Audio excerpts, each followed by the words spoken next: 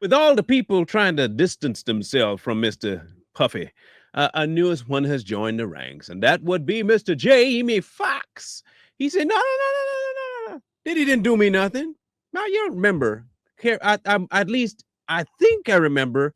It could be one of those things that I thought to myself, and y'all might have thought it too. We heard something from Jamie, but we thought there was no way we heard that because now he's backtracking. He said, Diddy didn't have nothing to do with anything that happened to me. What? Didn't he just do a special where he kind of hinted at possibly that Diddy was at the, cornerstone for this stuff that happened with his stroke or whatever happened to him in the hospital? We don't even know 100% what happened to him. Didn't he say that Diddy had a little portion to play? And didn't he also, before the stroke or whatever ailment he had, mention something about these basketball games they would have where they're not clothed and he was going to expose? Didn't that happen? Or is that a Mandela effect that I'm forgetting? I thought that's what he said. Now all of a sudden he ain't. It's not no longer the case. He's saying that's no. Diddy didn't try to do nothing to me. So let's recap some stuff. See if we going crazy. Because if I am going crazy, I want to know so I don't stay crazy. That's the key. Let's hear. About me. That's not true. At that time, Puff was the biggest guy in the world. You couldn't even get in this party. So the way I would get in this party is I show up with a camera. Puff, yo, you gotta let me film this. The whole thing. We need to document this, Playboy. Puff is there, and it's all about him. And I'll never forget, he got mad at me. So Jamie Foxx suffered a very serious medical emergency that landed him in the hospital. So let me. Can I ask a question?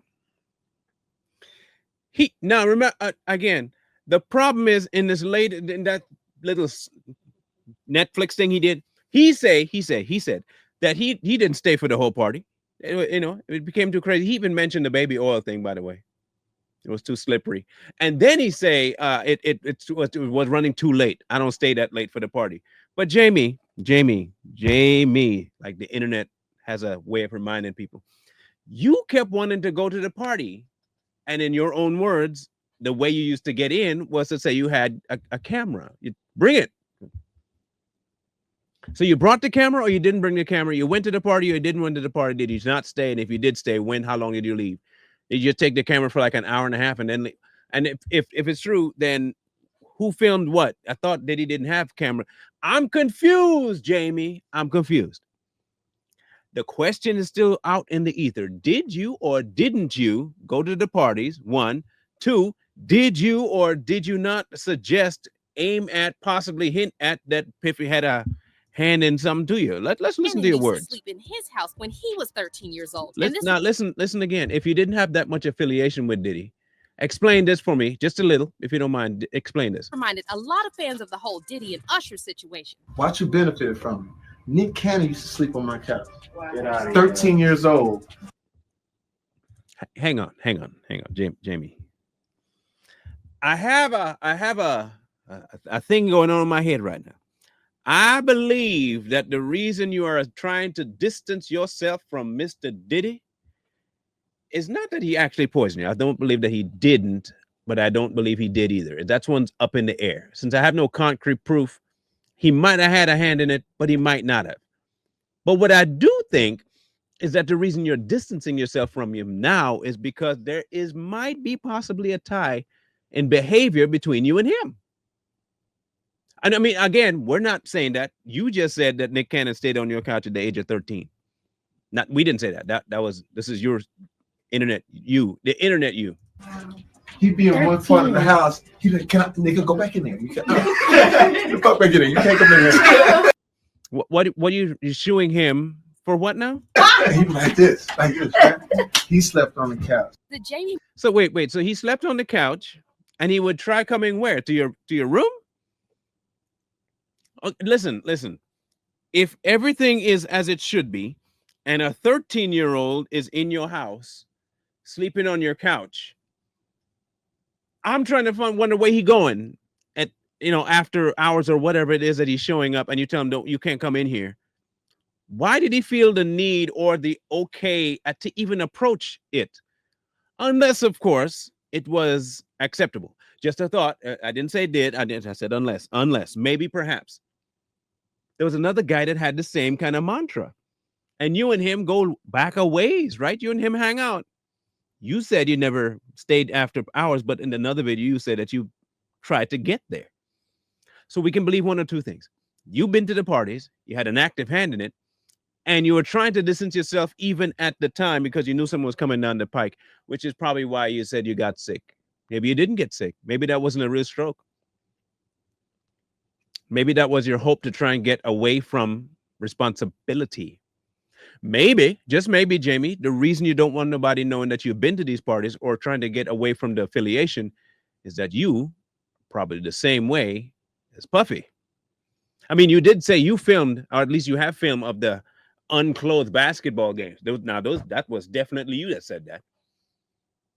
So let me ask you, how did you get that footage? Look, I didn't grow up in the inner city. I didn't.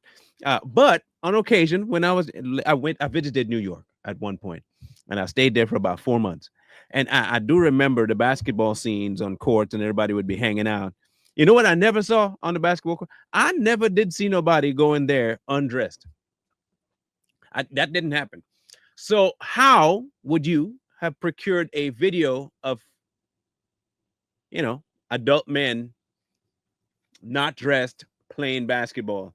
You said you had that footage. That was you. So my theory might hold water in your actions. If you know you have something that people want, you might be actually linked to the whole situation.